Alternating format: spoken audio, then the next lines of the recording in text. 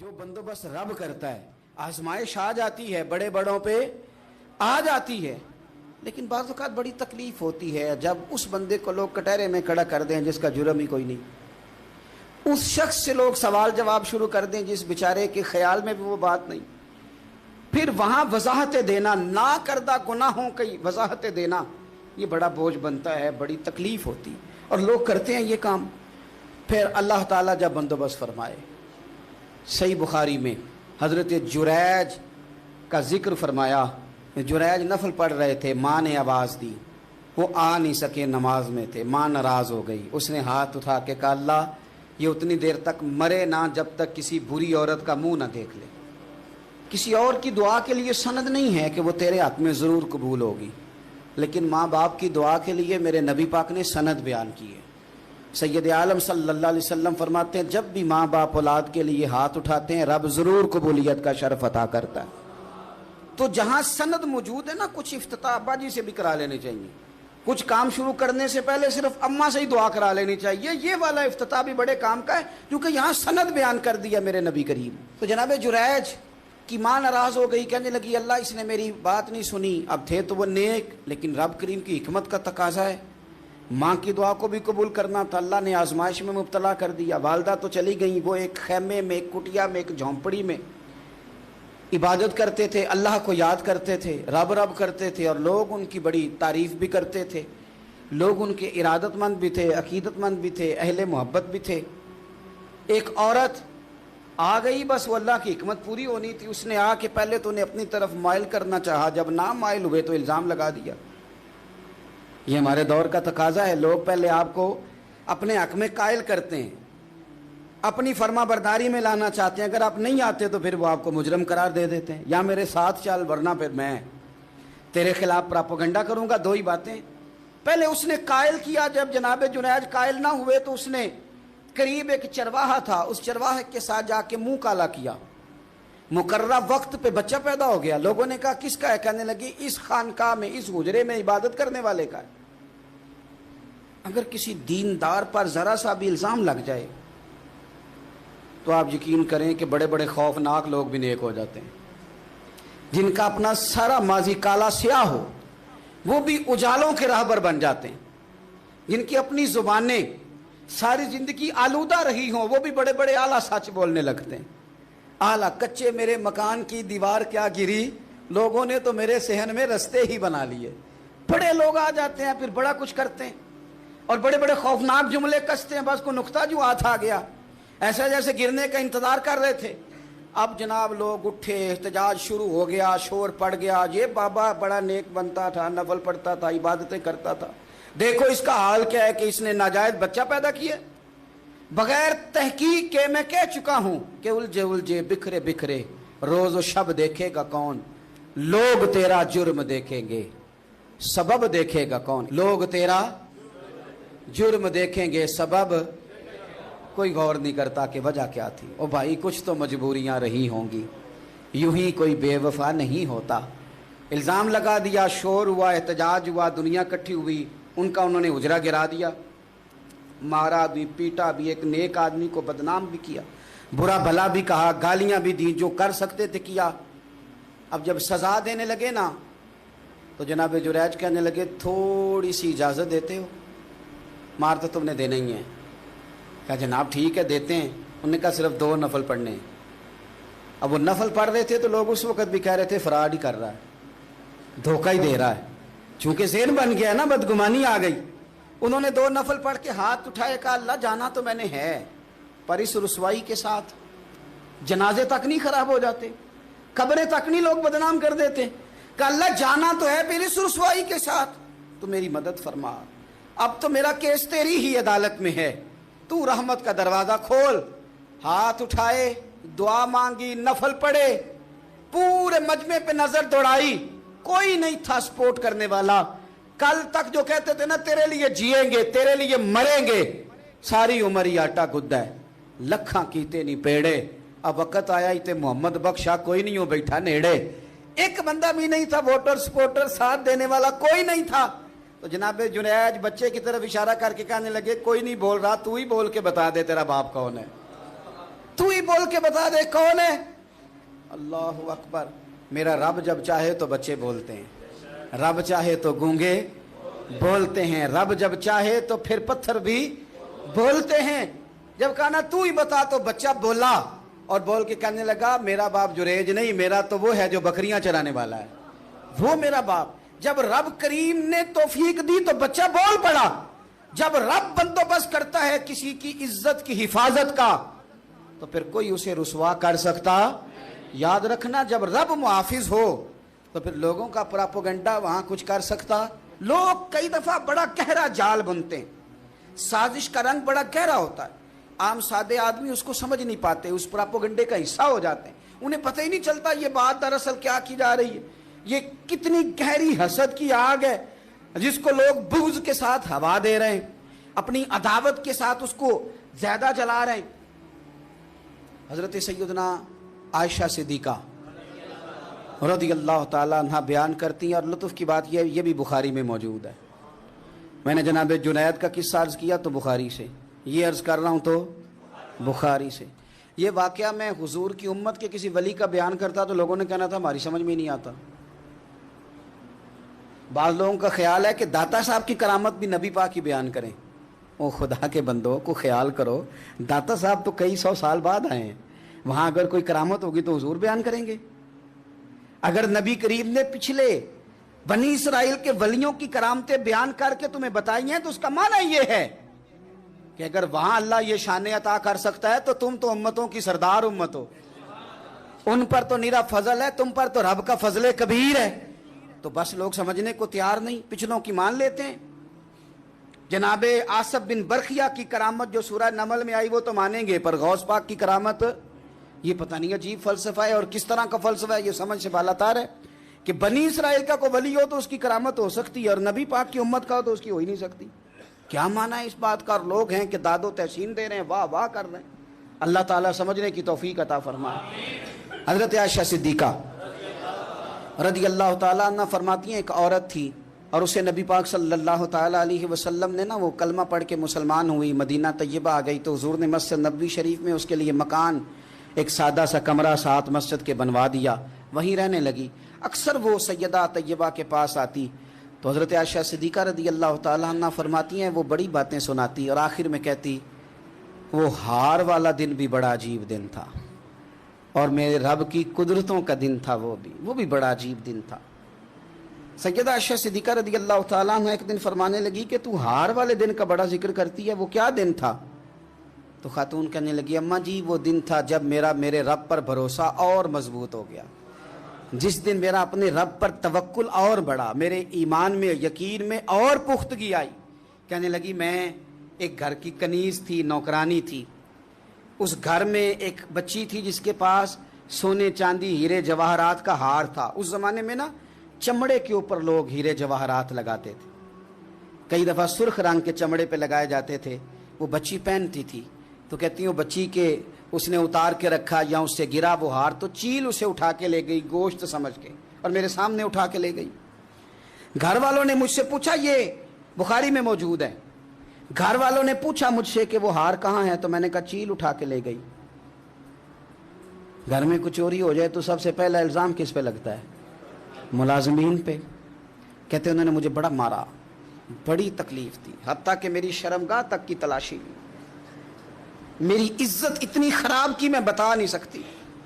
میں نے اپنی زندگی میں ایک واقعہ دیکھا, ایک امیر گھر میں چوری ہو گئی, ملازم کو اتنا مارا کہ وہ چارپائی پہ پڑ گیا. پولیس والوں سے اتنی مار پروائی گئی کہ وہ بیچارہ چارپائی پہ پڑ گیا, اور پھر وہ اتنا بیمار ہوا, اور کچھ دنوں کے بعد پتہ چل گیا کہ چور تو اپنا بیٹا ہے ان کا. پھر اس کا انتقال ہو گیا. اب وہ سیٹھ صاحب اور گھر والے آ کے مرنے والے کے کان میں معافیاں مانگ رہے ہیں, کان میں. تو میں نے ان سے پھر کہا تھا کہ یہ تو اب چلا گیا ہے, تمہارا زور چلتا تھا نا, تو تم نے قانون خریدا اور تم نے اسے جتنا ہو سکا تم نے اسے مار پڑوائی.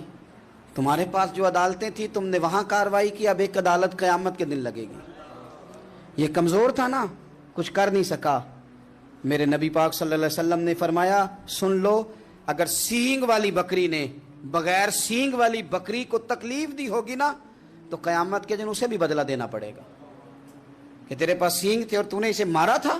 وہ خاتون عرض کرتی ہے سیدہ عائشہ کی خدمت میں کہ مجھے بڑا مارا, مجھے تکلیف دی, میں کہہ رہی تھی کہ میرے سامنے چیل لے گئی ہے پر وہ نہیں مان رہے تھے. اماں جی انہوں نے مجھے بڑا مارا.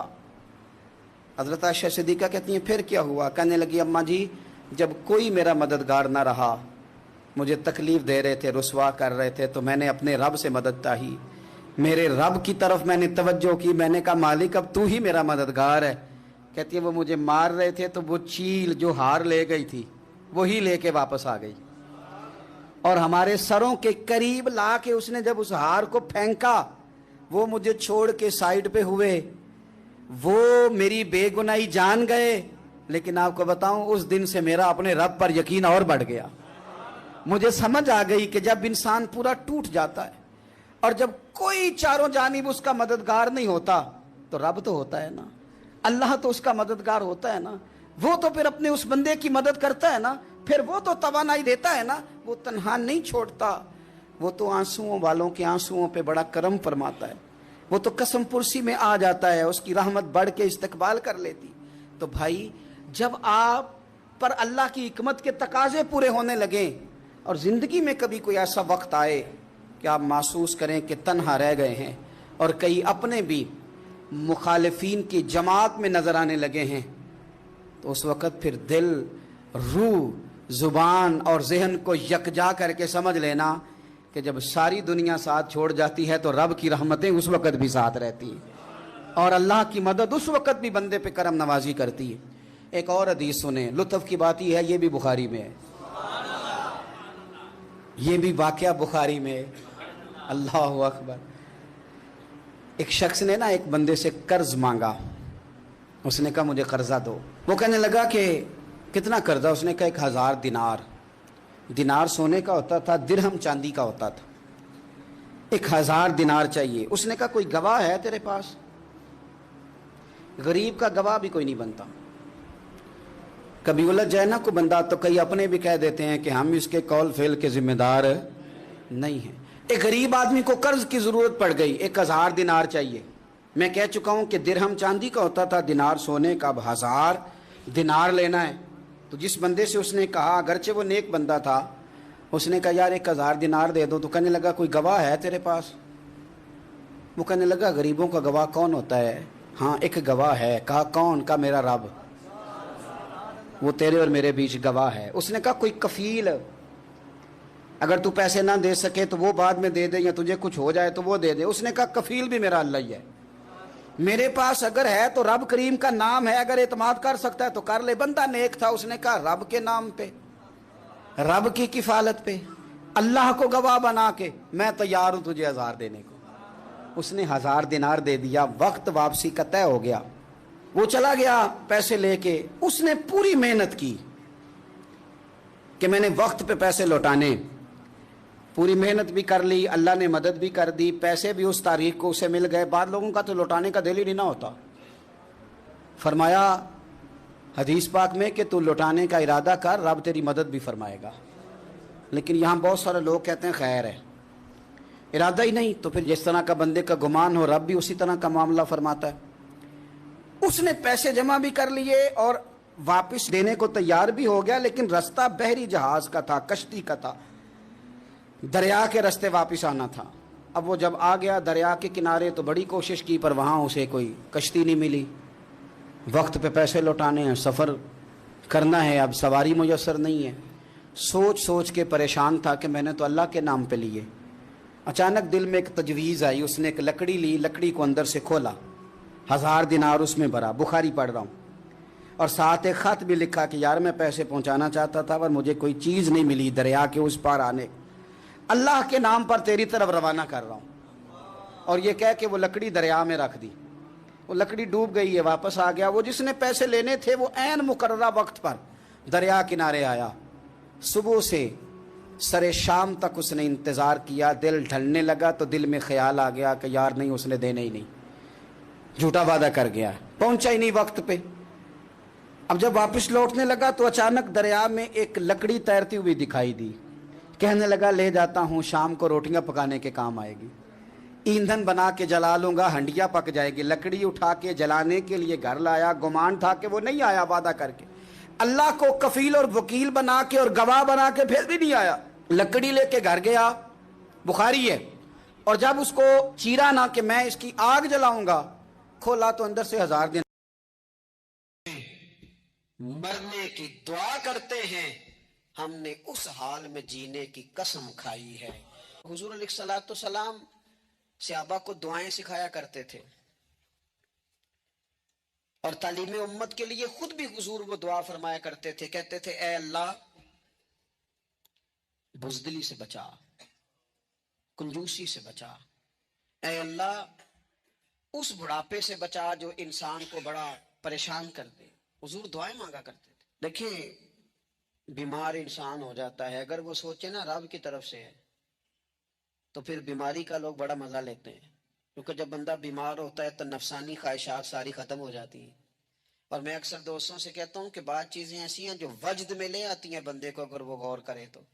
आप ये हदीस पाक सुने, हुजूर अलैहिस्सलाम ने फरमाया, बीमार के साथ जिद ना करो कि जरूर खा, जिद ना करो, इसलिए कि अल्लाह उसे खिला भी देता है, पिला भी देता है। अब जब किसी को पता चले कि मैं बीमार हूं तो रब मुझे खिला पिला रहा है, तो मुझे बताइए बीमारी कितनी प्यारी लगेगी, बीमारी में कितना सुरूर आएगा। फिर तो इंसान हमेशा चाहेगा कि मुझे वो चीजें मिले जो मुझे अल्लाह तबारक व तआला की बारगाह के करीब कर दें। दूसरी बात यह है कि मैदान में जब इंसान उतरता है ना, तो उसे एक बात अपने ज़हन में रखनी चाहिए कि जीत और हार ये अल्लाह ताला के दस्ते कुदरत में है, लेकिन जब वो लड़े तो जीतने के लिए लड़े। हमारे यहाँ ना बहुत सारे लोग लड़ने से पहले ही हारे हुए होते हैं, मैदान में निकलने से पहले ही वो कमजोर बातें कर रहे होते हैं, अभी सफर शुरू नहीं होता। वो कह देते हैं, नहीं जनाब आपकी बात तो ठीक है, पर कैसे होगा, क्यों कर होगा, लोग तो आजकल चलते ही नहीं, बड़े मसले खराब हैं। और फिर कुछ लोग ऐसे हैं जिनकी बातें सुनकर बंदे बैक गेयर लगा लेते हैं, और मैंने देखा बातें करने वाले वहीं रहते हैं और काम करने वाले कहां से कहां चले जाते हैं। ये यकीनी नहीं कि जीतेंगे, लेकिन जब मैदान में उतरे ना तो फिर हमेशा जीतने के लिए उतरे।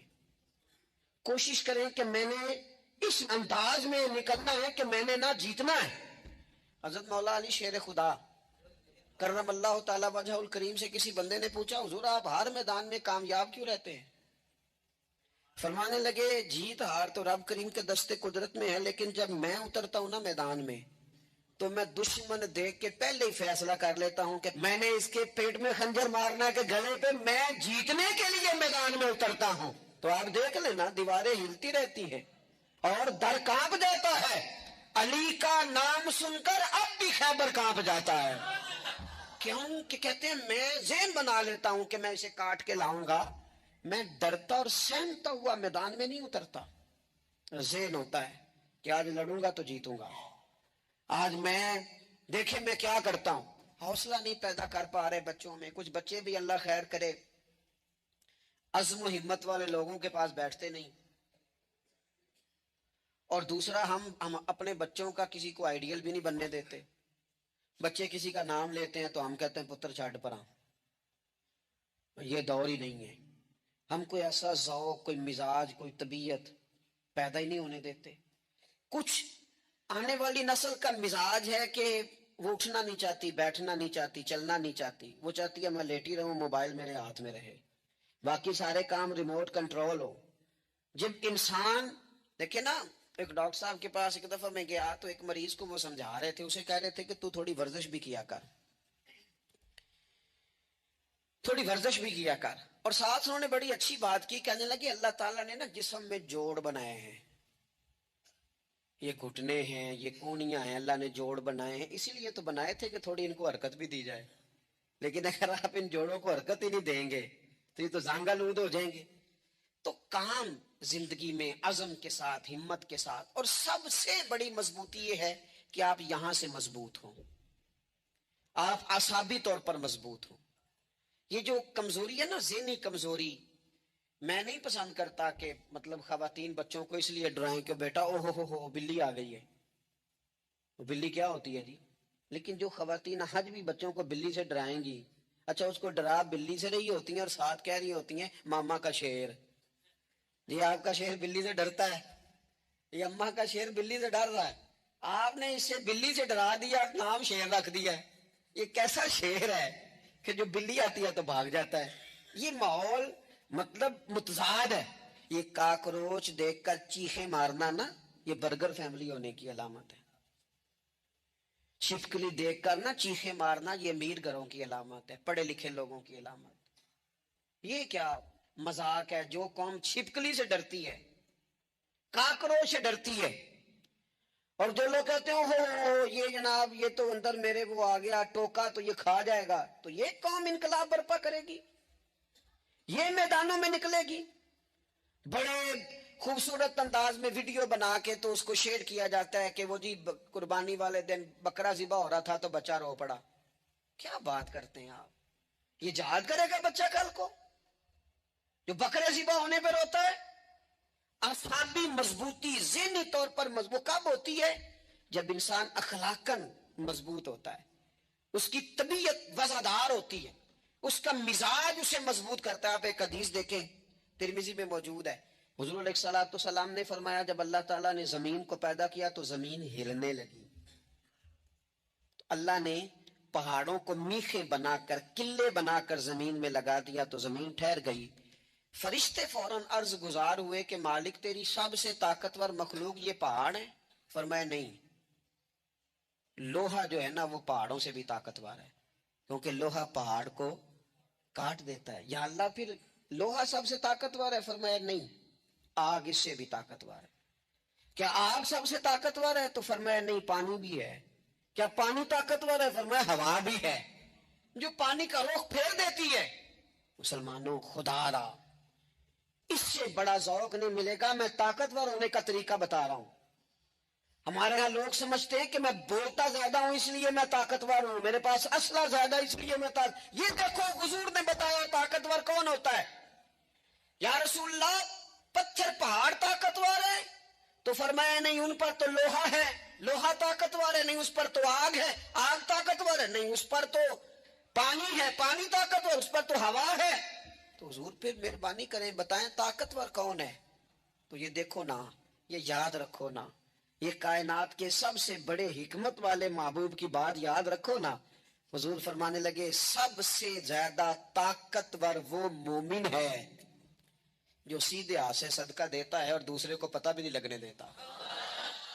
اس ہاتھ سے صدقہ دیا اور اس ہاتھ کو پتہ، جس میں یہ اخلاقی طاقت آ جائے نا کہ اللہ کے راستے میں دے کر پھر اسے چھپانا آ جائے، وہ بڑا طاقتور آدمی ہے۔